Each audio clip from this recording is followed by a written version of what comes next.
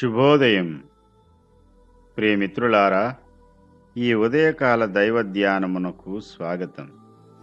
దేవుని పరిశుద్ధ వాక్య భాగంలో నుండి రోమాపత్రిక 14వ అధ్యాయము 19వ వచనాన్ని చదువుకుని దేవుని వాక్యమును ధ్యానము చేద్దాం.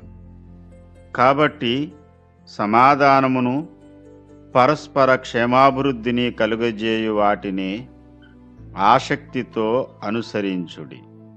దేవుడి పరిశుద్ధ వాక్య భాగమును మన వినికిడిలో ఆశీర్వదించునుగాక. ప్రియమిత్రులారా, క్షేమాభివృద్ధికరమైన వాటిని ఆసక్తితో అనుసరింతుము అని చెబుతూ మూలవాక్యంలో అంటాడు, వేటాడుదము అని చెబుతున్నాడు.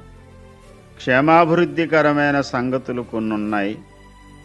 నిన్ను ఆధ్యాత్మికంగా నష్టపరిచే సంగతులు అనేకమైనవి ఉన్నాయి. 14వ అధ్యాయం 13వ వచనంలో మనమిక మీదట ఒకనికొకడు తీర్పు తీర్చకయుందుము, ఇదియుగాక సహోదరునికి అడ్డమైనను ఆటంకమైనను కలుగజేయకుందుమని మీరు నిశ్చయించుకొనుడి. ఒకనికి విరోధంగా ఒకడు మాట్లాడడం వల్ల, ఒకరికి ఒకడు తీర్పు తీర్చుకోవడం వల్ల కలిగేది ప్రయోజనం కంటే నష్టమే ఎక్కువ. ఒకరినొకరు కించపరుచుకోవడం, సహోదరుడు మాట్లాడిన మాటకు అడ్డంగా మాట్లాడడం, బలహీనులను తృణీకరించడం ఇత్యాది లక్షణాలన్నీ కూడా ఆధ్యాత్మిక క్షేమాభివృద్ధికి ప్రయోజనకరమైనవి కాదు. క్షేమాభివృద్ధికరమైన సంగతులేంటో వాటి మీద దృష్టి పెట్టిన నాడే మనము ఆధ్యాత్మికంగా అభివృద్ధి చెందగలుగుతాము. మన మాటలు వినేవాడు కూడా అభివృద్ధి చెందుతాడు. కొందరు మాట్లాడే మాటలు వారికి, ఆ మాటలు వినేవారికి కూడా ఏమాత్రము కూడా ప్రయోజనకరంగా ఉండవు. వినువారిని చెరుపుటకే గాని మరి దేనికి పనికిరాని మాటలను గూర్చి, వినువారిని చెరుపుటకే గాని మరి దేనికిని పనికిరాని మాటలను గూర్చి వాదం పెట్టుకోవద్దని ప్రభు ఎదుట వారికి సాక్ష్యమిచ్చుచు ఈ సంగతులను వారికి జ్ఞాపకము చేయుము. తిమోతికి రాస్తూ 2వ పత్రికలో 2వ అధ్యాయం 14వ వచనంలో పౌలు భక్తుడు ఈ మాట అన్నాడు. అట్టి మాట్లాడేవారు మరి ఎక్కువగా అపవిత్రులవుతారు. అట్టి మాట్లాడువారు మరి ఎక్కువగా భక్తిహీనులవుతారు.